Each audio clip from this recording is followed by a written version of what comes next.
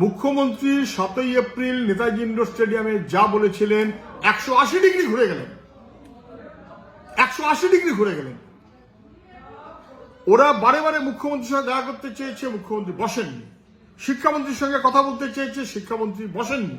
বরং ওদের পুলিশ দিয়ে পেটানো হয়েছে, লাথি মারা হয়েছে, পুলিশ দিয়ে পেটানো হয়েছে।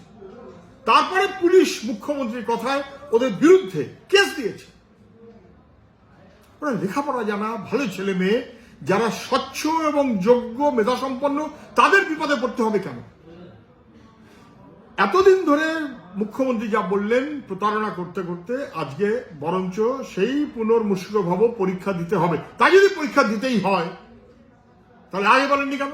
আগে অন্য কথা বলছিলেন কেন? যদি পরীক্ষা দিতেই হয় তাহলে রিভিউ পিটিশনটা ঠিক মতো করেননি কেন? তার আগে রিভিউ পিটিশন করে কেন বলেননি যে যারা অপরাধী তাদের আমি টাকা ফেরত করাবো 3 মাসের মধ্যে, হলফনামা দিচ্ছি আমি? উনি কেন বলেননি? উনি কেন বলেননি যে আমি এই সমস্ত ওয়ে মার্কশিট বার করে দিচ্ছি? কেন উনি বলেননি যে এই হচ্ছে যোগ্যদের লিস্ট? তারপরে উনি বলতে পারতেন এই যোগ্যদের মধ্যে কাউকে এখন বাতিল করবেন না, এরা যোগ্য, দায়িত্ব আমার, আমি হলফনামা দিচ্ছি, এদের মধ্যে কেউ অযোগ্য থাকলে তার বিরুদ্ধে আমি ব্যবস্থা নেব। উনি যোগ্যদের পাশে দাঁড়াননি, উনি চাকরি চোরদের পাশে দাঁড়িয়েছেন। আর এখন বলছেন পরীক্ষা দিতে হবে, তারপরে কি সব ওই এজ রিল্যাক্সেশন সবাই জানে, তারপরে কি সব ওই নম্বরে এক্সপিরিয়েন্স সে অনুযায়ী নম্বর পাবে সবাই জানে। এক্সপিরিয়েন্সের নম্বর তো পায়, এটা নতুন কথা কি আছে? ফলে উনি নতুন কোনো কথা বলেননি, বরং আবার নতুন কোনো প্রতারণার ছক কিনা উনি কবে নোটিফিকেশন করবেন, কবে অ্যাপ্লিকেশন হবে, কবে কাউন্সেলিং হবে, ইত্যাদি ইত্যাদি। কে করবেন সবটা?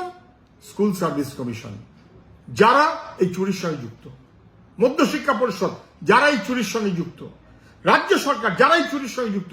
ওরা কোন ভরসায়, যাদের জন্য ওদের চাকরি গেছে, যারা চাকরি চোরেদের পাশে দাঁড়িয়েছে, তাদের ভরসায় মাস্টারমশাইরা দাঁড়াবেন কি করে? তাদের মাস্টারমশাইরা ভরসা করবেন কি করে? ওর তাহলে অন্য কোনো দায়িত্ব দেওয়া উচিত ছিল, কোনো সেন্ট্রাল এজেন্সিকে, যার সঙ্গে রাজ্য